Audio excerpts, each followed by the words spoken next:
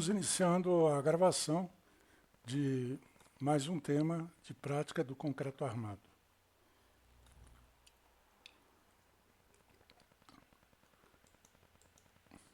Nós vamos falar hoje de projeto e cálculo de rampas para carros. Essa é a parte 1, ou seja, terá uma parte 2. Aqui nós vamos só nos ater ao cálculo dos esforços solicitantes.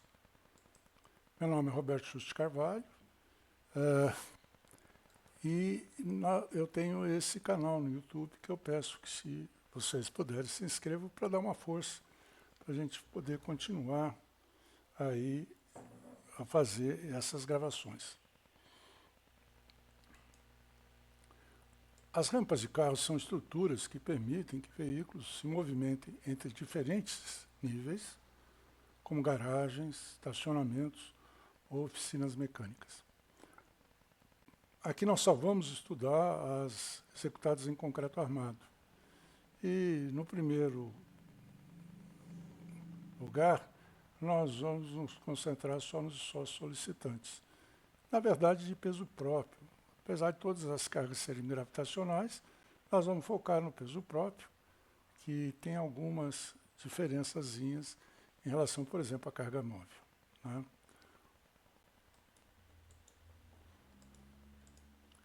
As rampas para carros, elas têm como características dela a inclinação. Elas podem ser analisadas estruturalmente com relativa simplicidade, a gente fazendo modelos que representam com precisão e comportamento, dado que elas, apesar de serem inclinadas, elas estão no mesmo plano, né? Existe um plano médico dos pontos dela que você pode definir como plano da rampa. Essas considerações que nós vamos fazer hoje para calcular o peso próprio dela, e assim também das ações gravitacionais, são análogas às feitas em escadas, rampa para pedestre e laje de forro inclinada. Então, às vezes o arquiteto quer fazer uma laje de forro inclinada e a pessoa fica com dúvida, como é que eu faço para calcular, né? É bem simples, é só seguir mais ou menos o que está aqui. Bom, diferentemente dos demais elementos estruturais, como os pavimentos e vigas, né, que estão no plano horizontal, estão praticamente no mesmo plano horizontal, né, embora o eixo das vigas realmente não coincida exatamente com o eixo da laje, elas estão num plano horizontal, vamos dizer assim, né, e somente os pilares é que estão no plano perpendicular. Portanto, né, as rampas vão se destacar disso porque elas estão num plano inclinado. Então, se vocês forem ver nos programas, existe um conjunto de entradas de dados especiais para a rampa exatamente por causa disso. E os primeiros programas, mesmo os profissionais, não tinha a parte de cálculo de rampa, de escada, ficava de fora. Então, o que nós estamos propondo hoje é realmente verificar como é que a gente faz o cálculo sendo feito fora. Então, essa particularidade das rampas serem inclinadas, não importa que a gente use modelos relativamente simples para ter uma fidelidade na resposta do carregamento, no caso vertical. Nós podemos fazer, então, como nós já dissemos, o cálculo da escada ou da rampa, enfim, desse elemento inclinado, separadamente do prédio, depois pegando os esforços que foram gerados a partir desse nosso modelo para o modelo estrutural do prédio como um todo, né? Mas tem os programas hoje em dia que já permitem você colocar rampa ou escada no prédio. Só que são complicados, tem que tomar cuidado para entrar, né? E a vantagem que eles têm é que na hora de fazer o cálculo, né, como você entra já com, por exemplo, a rampa e as vigas que a sustentam, você vai ter a interação entre a deformação da rampa e das vigas de apoio, coisa que aqui a gente faz de uma maneira mais simplificada. Mas, de qualquer maneira, né, nós vamos calcular separado, isso tem uma vantagem de ser mais rápido, né, e eu não preciso de um programa extremamente sofisticado para fazer até o cálculo e detalhamento da rampa. Bom, então, quando a gente vai calcular as rampas de cálculo, as rampas inclinadas, os modelos estruturais têm que levar em conta, obviamente, a geometria, com a inclinação, principalmente, a largura e o comprimento. Mas eu posso fazer que as rampas estejam só num plano. Eu posso trabalhar com uma estrutura plana, né? Eu tenho que, obviamente, ter as propriedades elásticas do material, no caso do concreto, aço, né? Basicamente, nós vamos usar do concreto armado, modularidade e o coeficiente de Poisson. Nós temos que ter as cargas também, o peso próprio, o revestimento, veículos. Nesse caso, os veículos, lá na segunda parte nós vamos ver que é diferente, né? Não é a mesma maneira como você faz pavimentos, por exemplo, de edificações, de prédios, ou pavimentos horizontais, né? E outras cargas eventuais que são precisos. E os apoios, né? Como a gente está fazendo um programa que não é específico para prédio, nós vamos usar o F2, nós temos que colocar as condições do apoio, né? Em princípio, os apoios, ele suporta apoio engastado, apoio do primeiro tipo, apoio do segundo tipo. O primeiro tipo é quando um deslocamento na vertical é impedido, ou 2 deslocamentos, né? Mas ele pode colocar mola também. A mola a gente pode usar às vezes, mas não vamos precisar nessa situação. Então, listando aqui, nós vamos primeiro mostrar a rampa. Nós vamos chamar essa rampa de... essa rampa no fim nós vamos acabar... Eu vou pôr essa barra lá para cima, viu, gente? Vamos chamar essa rampa de padrão. Nós vamos fazer todas as referências a essa rampa. Está aí desenhada, né? Apoiada em 2 vigas. E o que tem aí para destacar significativamente na rampa, tem a parte da laje inclinada, tem uma viga à esquerda, uma viga à direita. Percebe que tanto a viga à esquerda e a viga à direita estão na vertical. Não tem vantagem de fazer perpendicular ao eixo da rampa. Alguém poderia pensar nisso.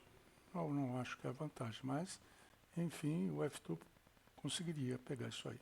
Quais são as dimensões importantes aí nesse caso? O comprimento, a largura e a excentricidade. Então está lá. A espessura é significativamente menor que as outras duas, né? E também depois nós vamos ver que o L é maior que o B também. Vamos avançar para continuar falando. As cargas que nós vamos ter são todas de origem gravitacionais, né? Então, o que a gente falar para peso próprio vai servir para as outras cargas, né? O comprimento, vamos pôr a rampa toda aqui, ó. Vou tirar aqui o meu rosto um pouquinho lá para cima. O comprimento dessa rampa é bem maior que a largura. Então, olha só, eu tenho um elemento que está num plano, tá? Tem uma espessura muito menor, espessura E aqui, muito menor que as outras duas. Então, vamos mostrar isso aqui, ó, chamar a atenção disso. Essa espessura aqui, ó, é muito menor que o comprimento e que a largura. Então, eu posso dizer que isso aí é uma laje, está num plano, isso é uma laje. Mas a laje também, ela só trabalha com cargas perpendiculares ao eixo dela. Ah, mas o nosso peso próprio é vertical. Eu posso decompor esse peso próprio em uma carga perpendicular ao plano da laje e outra axial. Seria assim, na verdade, né? Então, se eu pegar as cargas perpendiculares, eu estarei, obviamente, trabalhando com a placa. E quando pego as axiais, estou trabalhando com a chapa, né? E eu falo placa porque o E é bem menor que os outros dois.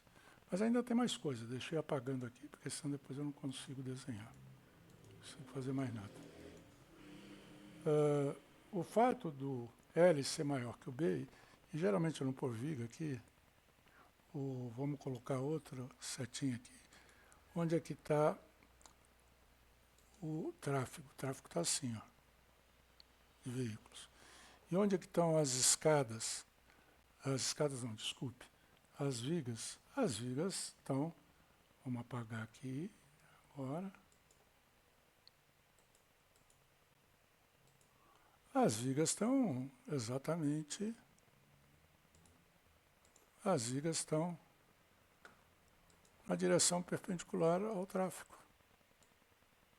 Então, nada mais justo, em primeiro lugar, né, já que o L é maior que o B, eu posso dizer que essa laje é em uma direção. Se é uma direção, é uma viga. Então, olha aqui, eu considerei, né, eu considerei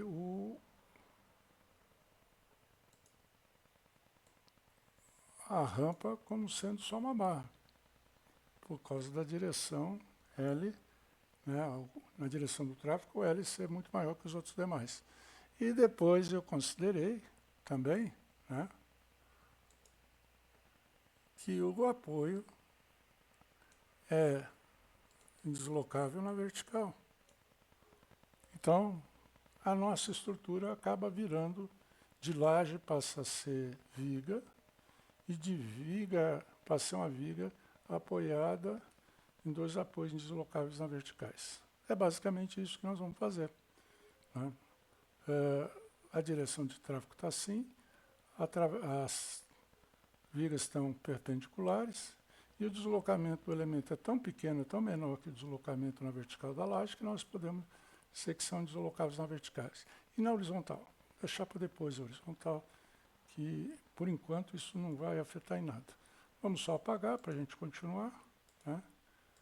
E aí eu posso usar o F2? A pergunta que não quer escalar é essa, né? Eu posso usar o F2 ou não? Posso, porque o que eu tenho é uma barra inclinada. Na pior das situações, eu teria um pórtico.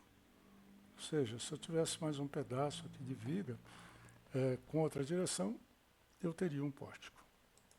Então, a modelagem da rampa, como laje unidirecional, eu posso usar um programa de pórtico. Por exemplo, o F2, que é gratuito, que a gente usa bastante. Vamos para frente, então. Então, essa rampa aqui, deixa eu só voltar aqui, ó. Essa rampa aqui vai ser a nossa rampa básica. Nós vamos sempre trabalhar com ela aqui, assim, dessa maneira. Ok? Bom, os esforços gravitacionais, né? Como que a gente faz para calcular? Então, para calcular, vamos listar o que a gente vai usar aqui. O comprimento real da rampa, de um apoio até o outro, de um apoio até o outro, né? O LI, essa é a que a gente chama de rampa padrão, né? O LI, depois nós temos o L, que é o comprimento na horizontal, ou seja, a projeção de LI vezes cosseno de alfa da L. Depois nós temos H índice D de dado, que é a espessura da nossa rampa. E depois nós temos também a espessura na vertical, que seria essa cota daqui, porque os programas normalmente trabalham com essa dimensão, né? E às vezes vale a pena você usar essa dimensão. Está faltando aí, o alfa já fica definido, porque eu tenho também o H, né? O H geralmente é dado, esqueci de colocar aqui, né? Mas a largura também é comum, quando a gente trabalha com laje, trabalhar com a largura unitária. Então, geometricamente, a nossa rampa padrão está definida. Vamos calcular a resultante do peso próprio, né? Vou chamar de P maiúsculo e sempre fazendo a base igual a 1. Nós temos o B, a largura, vezes LI, olha lá, vou demorar um pouquinho, ó, LI, está aqui, é o comprimento na inclinada, vezes o HD, a altura traçada na perpendicular, ó, aqui, né? E vezes o B, tudo isso daria o volume. Isso aqui dá o volume dessa parte daqui da rampa. Então, se eu multiplicar pelo peso específico do concreto, eu tenho o peso da minha rampa. ok? E é isso que me faz tirar as outras fórmulas. A partir dessa fórmula nós vamos para as demais. Bom, observação só importante, que a inclinação da rampa obviamente que influencia nos resultados, né? As outras ações, que são permanentes, carga variável, nós precisamos depois considerar também, né? E o software de cálculo, né? Nós podemos usar o FTU, porque ele se trata de um software de pórtico. Podíamos até ter tirado essas três coisas aqui. E o momento fletor? Vamos pensar no momento fletor, porque é ele que vai me dar praticamente a quantidade de armadura longitudinal que eu vou usar na rampa. Não vamos fazer o cálculo agora, vamos fazer na segunda aula. Eu posso fazer de três maneiras, então vamos ver. A primeira, nós vamos pegar a ação gravitacional e distribuí-la o peso da rampa, né, em relação à diagonal. E aí o carregamento sai com esse formato mesmo. Está na vertical, porque a carga que faz acontecer está na vertical, mas ela está distribuída segundo o comprimento inclinado, né, que é onde nós achamos o volume. Depois tem um segundo jeito que a gente coloca aí só para... na internet a gente acha ainda algumas coisas desse tipo. Antigamente, quando não tinha programa, a gente calculava colocando a estrutura na horizontal e calculando o carregamento na horizontal. Aí nós temos que mudar, em vez de usar o H de dado, nós usamos o H de V, o H de vertical. Nós vamos mostrar isso daí. E aí tenta resolver desse jeito. No FTU você não consegue, a não ser que você crie uma estrutura fictícia. Bom, mas a gente vai mostrar depois. E a terceira maneira é que a gente subdivide o peso, né? Pega o peso da nossa rampa, subdivide em ações perpendiculares ao eixo e axiais, né? Aqui fica claro, quando a gente faz assim, vai dar o mesmo resultado das três, né? Em termos de momento fletor, normal e cortante, só aqui que não dá para calcular direto normal e cortante. Mas aqui dá para ver direitinho, o efeito de placa é por essa parcela lilás, o efeito de chapa seria da parcela verde. Tá? Como é que a gente faz essas contas aqui? Então está aqui de novo desenhado, repetindo, LI, que é isso aqui, vezes H índice D de dado, vezes o B, que é 1, então não entra, podemos até esquecer, e vezes o gama, o peso específico. Está aí. O B também está aqui, né? Então esse peso é o que entra. Nós vamos fazer o primeiro caso, que é pegar esse peso e dividir por esse comprimento LI. E aí nós vamos chamar dessa intensidade de PVI. É vertical e I que está distribuído em relação ao trecho inclinado. Então aí na descrição está dizendo que é segundo a direção inclinada, né? E o comprimento de referência é LI, dá em quilonewtons. E aí colocando e fazendo as contas, né? Simplesmente vai desaparecer o LI, vai ficar o PVI, vai ser HD vezes gama C, simples assim. Mas tem um probleminha que a gente precisa chamar atenção. Quando você for usar o FTU, você, quando for colocar esse valor numérico, você tem que escolher como eixo de referência global. E daqui a pouquinho nós vamos explicar esse eixo de referência global e local. Cuidado, o FTU tem essa possibilidade. O professor Marta, que fez o FTU, ele coloca a introdução das cargas em um elemento, ele pode ser feito segundo os eixos locais e segundo o eixo global. Você tem que marcar lá. Não é bem assim, na prática nem sempre tem essa possibilidade.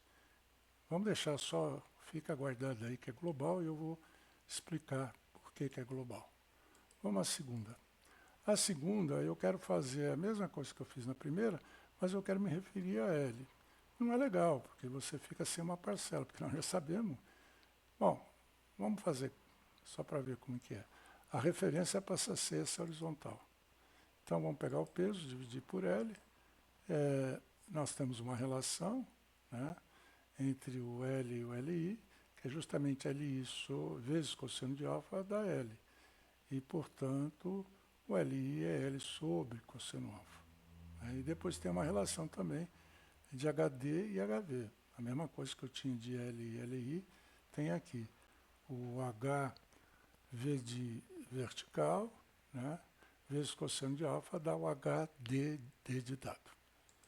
Fazendo a substituição aí, nós vamos chegar, aproveitando o HD sobre cosseno de alfa, eu vou pôr HV. Então, esse é HV vezes gama C. Então, esse aqui está diferente do primeiro, tem que tomar cuidado. Quando você tivesse que usar isso, você teria que ter uma figura assim. Enfim, tem que retornar isso. Mas o FTool não consegue fazer isso. Ele não consegue distribuir em relação. Ele tem a possibilidade de colocar na vertical, mas ele ainda vai pensar que está fazendo em relação ao eixo inclinado. Não vai dar certo. Então, se você quiser fazer no FTool, você tem que fazer como a gente fazia lá atrás.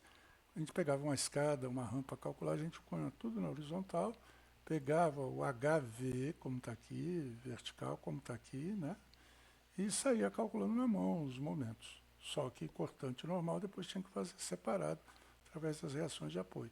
Então, no FTool, se você quiser fazer isso, você põe uma estrutura fictícia, comprimento L, com esse valor de intensidade, aí dá o mesmo momento que deu no primeiro caso. Tá ok? Bom, vamos para frente, vamos para o terceiro caso. O terceiro caso é relativamente simples, porque eu vou pegar a componente vertical, a resultante vertical, vou dividir em duas. Uma perpendicular ao eixo da peça, multiplicando pelo seno de o cosseno de alfa e depois pelo seno de alfa eu vou ter o axial, tá?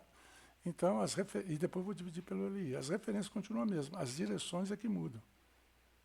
E aí vai aparecer lá embaixo que você tem que pegar o eixo local para fazer isso daqui. Então, vamos fazer aqui. Vamos pegar o peso, a expressão do peso, vamos dividir pelo LI, vai sumir o LI, mas lembre-se que agora eu vou pegar as componentes. Então, vai aparecer um cosseno de alfa. E aí, Pn vai ser H de dado vezes gama C, mais vezes cosseno de alfa. E o axial vai ser vezes seno de alfa, vai multiplicar por seno de alfa. H índice D vezes gama C, seno de alfa. E na hora que a gente colocar no FTool, vai ter que lembrar de marcar lá que eu estou introduzindo o carregamento nos eixos de referência local. Então, o carregamento, opa, ele não entrou aqui? Não entrou. Mas ele vai entrar no, eu pensei que tinha mostrado aqui, mas ele vai entrar no local. Ok. Vamos agora entender esse negócio de global local. Quando a gente faz um programa de análise de barras prismáticas, a maneira de fazer é a seguinte: nós analisamos as barras inicialmente e todas as ações que tem nas barras. As ações que tem nas barras e as informações das barras estão sempre referendadas a um eixo local. Então, elas estão referendadas a um eixo local, que são esses dois eixos aqui, ó.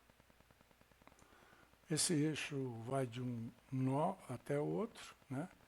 Então, a extremidade da barra é um nó, a outra extremidade é o outro.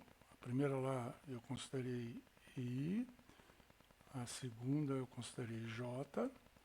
Então, os nós da barras são esses aí, né? I e J.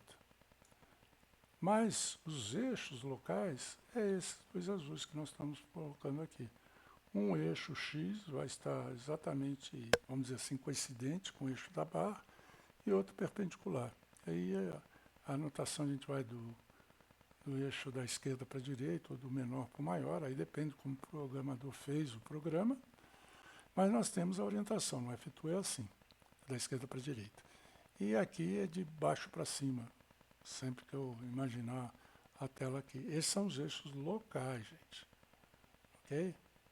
E os globais, quais são? Os globais são esses aqui. Então, os globais, quando eu começo a dar forma à minha estrutura, eu marco um 0, 0, marco um eixo X paralelo, por exemplo, ao nosso quadro, que podia ser qualquer direção, mas ninguém vai fazer qualquer direção.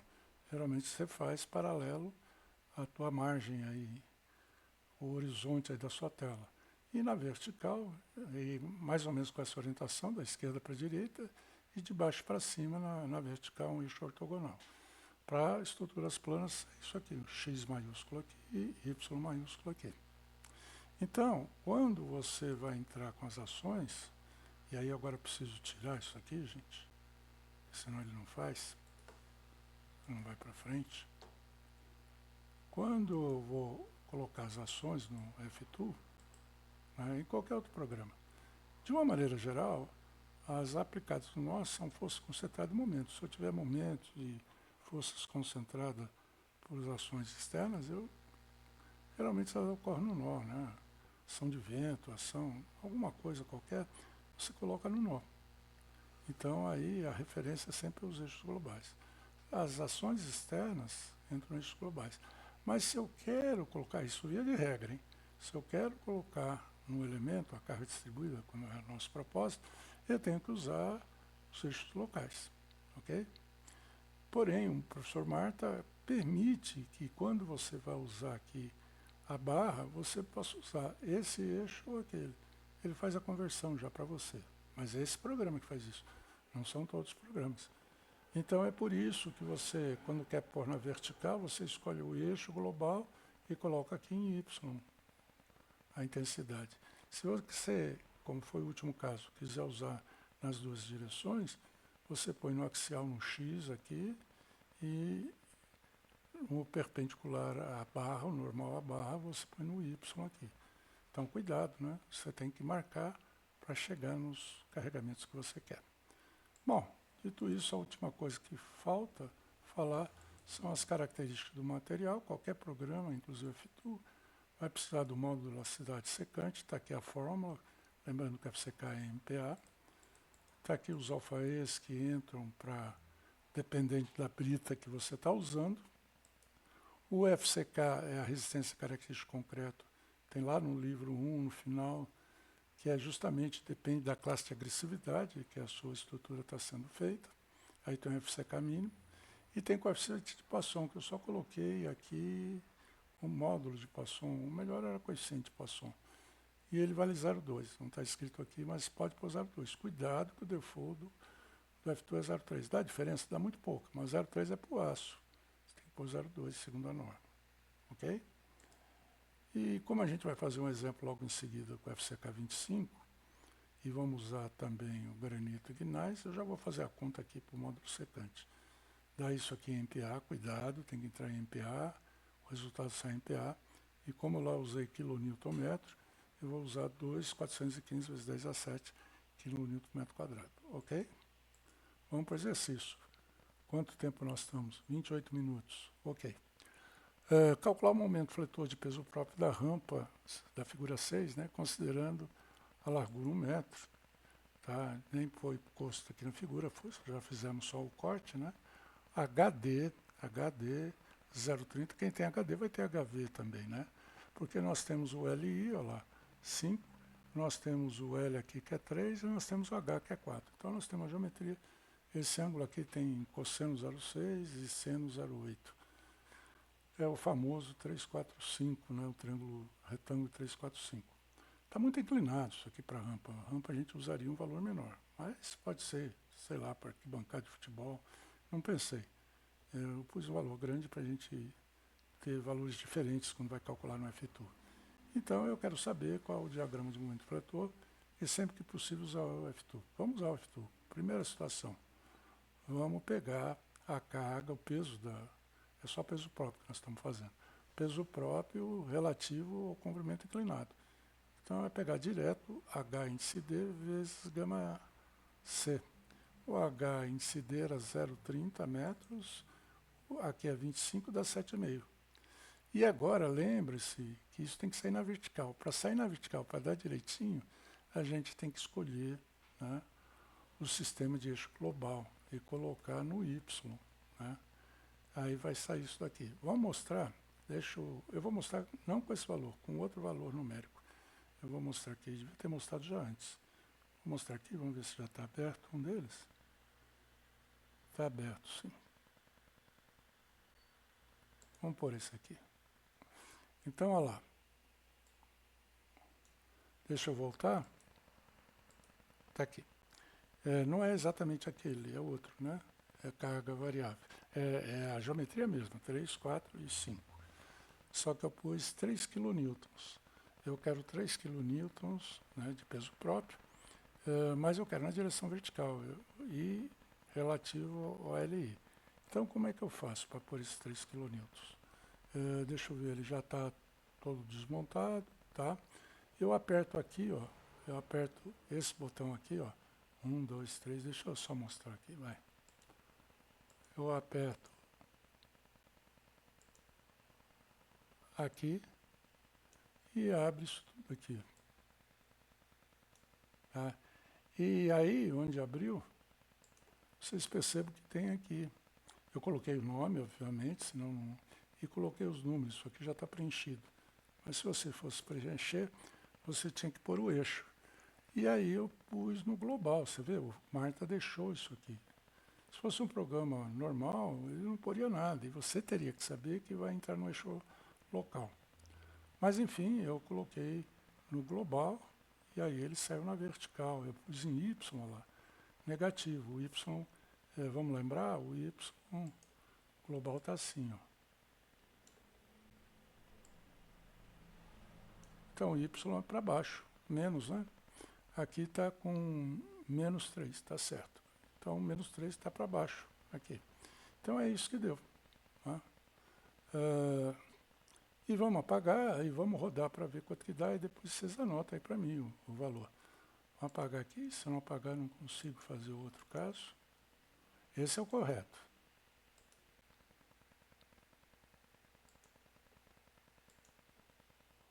Agora, vamos fazer outro caso.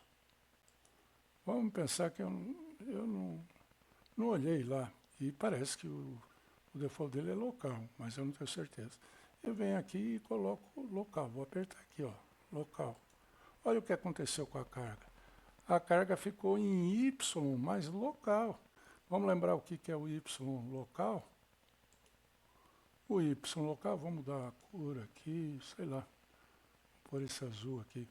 O Y local é assim, ó. Opa. O Y local é assim. Esse que eu estou acabando de desenhar é o X e ali é o Y. Então, se eu coloquei menos 3 e no local, ele vai ficar assim. É outro carregamento, não tem nada a ver. Então, cuidado. Por que fez isso? Porque eu pus no local. Né? E aí, dá o mesmo resultado? Não, é outro carregamento. Quando nós deduzimos, nós mostramos que tem que tomar cuidado. Então, eu vou apagar aqui e vou mostrar para vocês que dá outro carregamento. Vou fechar aqui e vou pedir para rodar um momento. Deixa eu voltar aqui para trás, porque que ele não está entrando. Tá. Ele está gravando.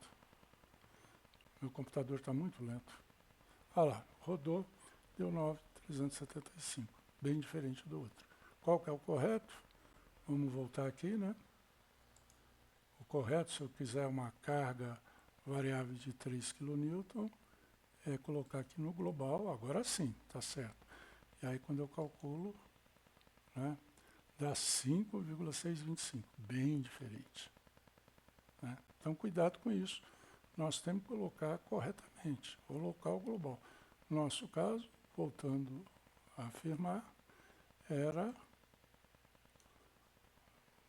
em relação à parte inclinada, mas para que fique assim, na vertical, tem que ser no eixo global.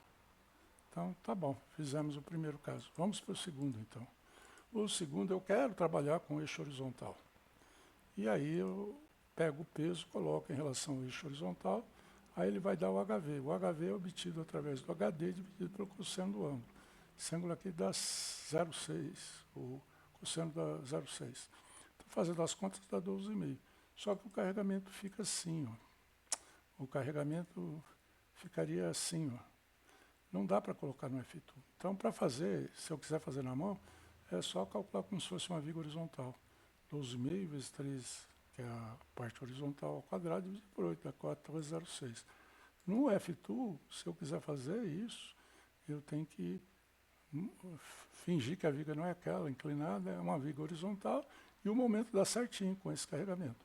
Porém, tem que tomar cuidado que para trabalhar com cortante normal, eu vou ter que separar aqui um pedacinho da barra, colocar a reação e calcular o cortante normal. Então isso aqui a gente usava antigamente, porque era fácil, a gente fazia como se fosse uma viga contínua, né, ou simplesmente apoiada, e calculava na mão. Mas no programa você não consegue, a não ser que você mude também, coloque uma viga horizontal. Mas não tem vantagem, né? Melhor deixar ela inclinada que você já tem o cortante normal, além do momento corretamente. Só lembrar que tem que andar lá com H índice D, aqui com H índice V. Vamos para o último procedimento. O último procedimento eu vou pegar duas parcelas, uma perpendicular ao eixo, outra axial. Então vai entrar o cosseno de alfa, HD vezes gama cosseno de alfa, né, que vai dar 4,5 nesse caso, é 0,6. E o axial, esse é o normal, desculpe, se eu falei axial, cortem aí na transmissão. Esse aqui é o normal, N, normal. E o axial vezes 0,8 dá 6. Só que agora, na hora de entrar, tem que lembrar naquela estruturinha de colocar, né, eixo local. Então, quando eu coloco o eixo local, o normal, vamos lembrar quais são os eixos? O eixo é assim e assim. Então, esse eixo aqui é o vertical, eu vou colocar, é o que vai dar o normal, né? Mas tem que pôr menos 4,5. Está aqui o 4,5. E aqui no axial, você tem que pôr 6. Está aqui o 6. Então, cuidado, tem que fazer desse jeito. Se não fizer desse jeito, está errado. Então, fechando aqui, chegamos no resultado que é o mesmo, 14,1. Os três casos deram o mesmo. Deixa eu voltar para o slide da frente. Olha lá. Nas três situações, eu consigo a mesma reação de apoio e o mesmo momento. Mesmo que na segunda eu tenha usado aquela estrutura isostática similar, né, fictícia, horizontal, eu depois, na hora de fazer o desenho, eu tenho que fazer isso daqui, perpendicular. Lembrando, portanto, que vai entrar no cálculo é o HD de dado. Para eu calcular depois a armadura, eu tenho que usar o HD, não pode usar o HV, não. Ele é maior, eu posso fazer porque dá menos armadura, não, está errado. O momento é perpendicular ao eixo da barra. Sempre é o eixo da barra, né? Numa viga, você não tem dúvida, porque o eixo da barra está na horizontal, então a altura é altura, acabou. Mas aqui tem que tomar cuidado, tá? Muito bem, só está faltando agora os outros esforços, mas o F2 faz isso para a gente, se a gente fizer aquele primeiro caso, né? Mas está faltando discutir alguma coisinha, vamos lá. Olha, na nossa rampa, nós substituímos as vigas por dois apoios.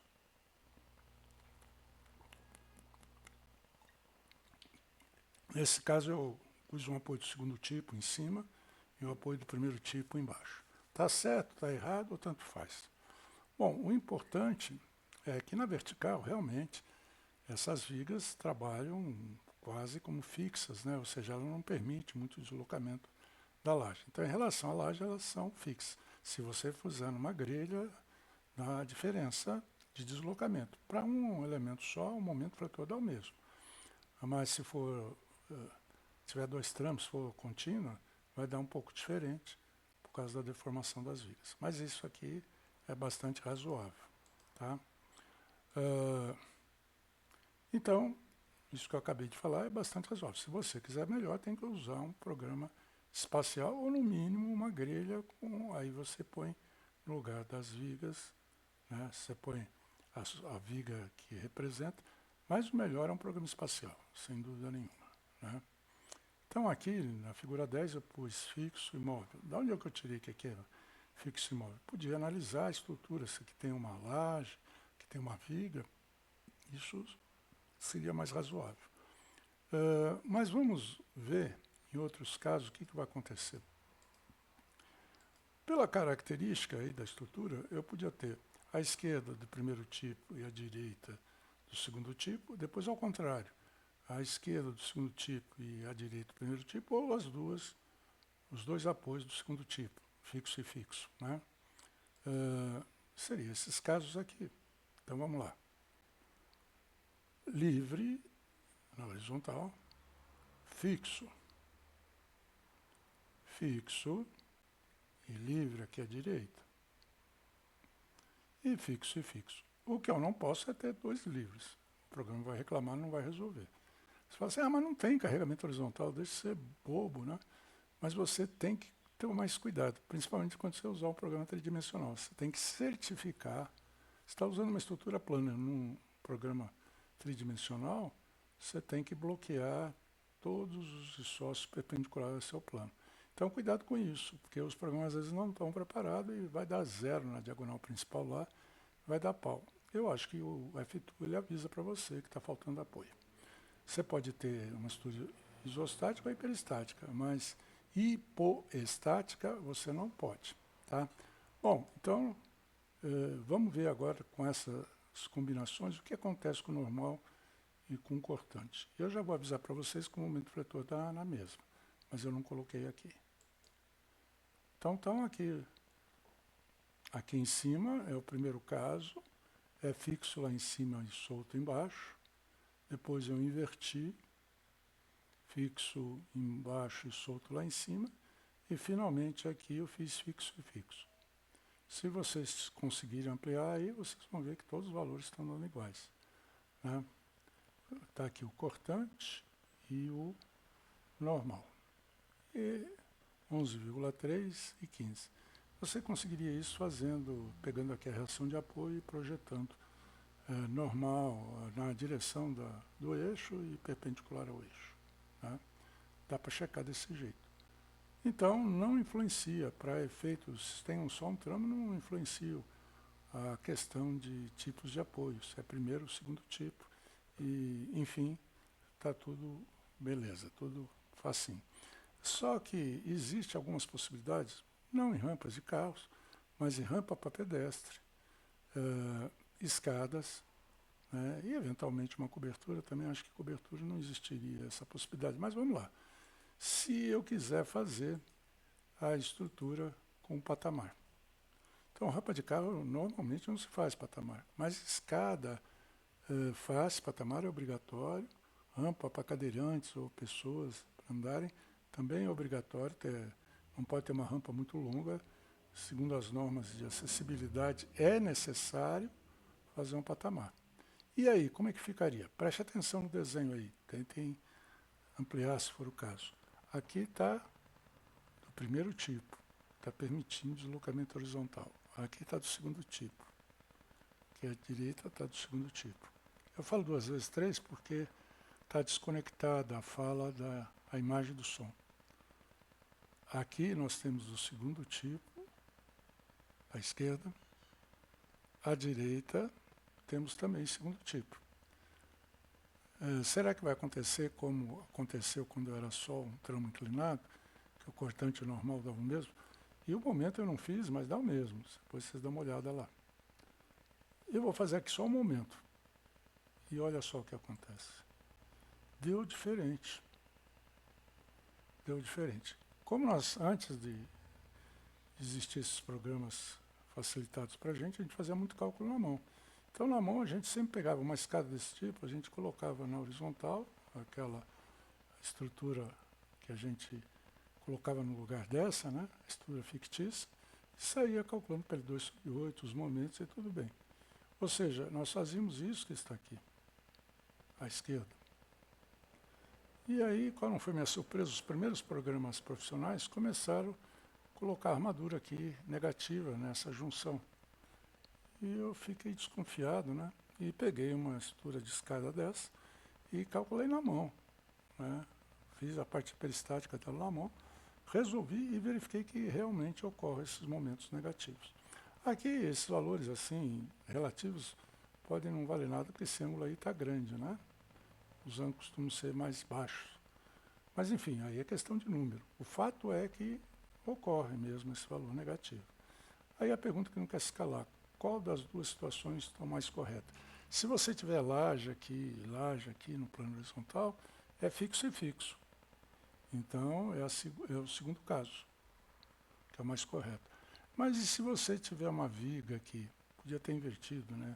Começando no baldrame, tiver uma viga. Ou mesmo no caso intermediário, aí, tem uma viga. Também não seria livre, mas eu também fiz o caso, eu simulei, depois quando já tinha o programa, eu simulei colocando uma mola aqui, colocando o efeito de uma viga. E aí, obviamente, nós temos esse diagrama aqui que corresponde a um deles solto, e esse fixo são os dois valores extremos. Se eu colocar mola num deles aqui, desses dois, daqui da direita, eu colocar uma mola, ele vai estar com um diagrama de momentos intermediário. E aí eu concluí lá no meu texto que se você não quisesse pensar muito, o programa profissional vai pensar por você. Agora precisa saber o que ele faz, hein?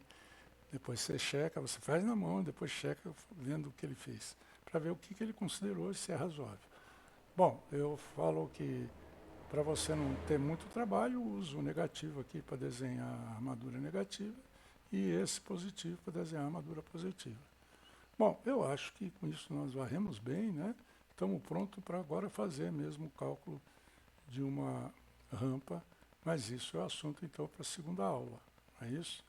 Então eu acho que eu vou pôr na descrição as outras aulas que fazem parte dessa lista, né? E, por favor, também se inscrevam lá no canal. Ficamos por aqui com 46 minutos.